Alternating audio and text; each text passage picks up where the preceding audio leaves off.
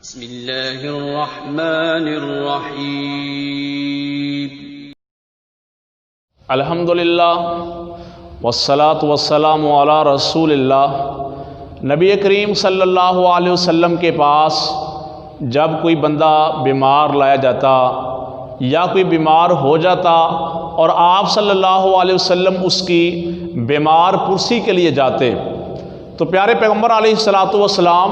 یہ الفاظ پڑھ کر دم کیا کرتے یا اس کے قریب بیٹھ کے یہ الفاظ پڑھا کرتے: اذہب الباس رب الناس واشف انت الشافی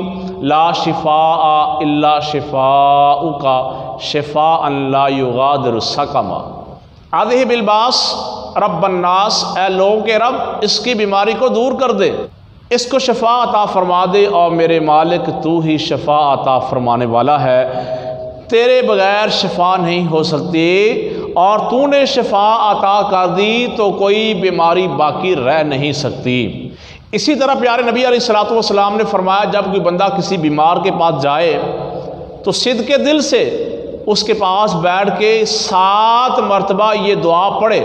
اسأل اللہ العظیم رب العرش العظیم ان یشفیک۔ پیارے پیغمبر علیہ السلام فرماتے ہیں اگر اس بندے کی موت نہیں لکھی ہوئی تو اللہ رب العالمین اس کو ضرور شفا عطا فرماتے ہیں۔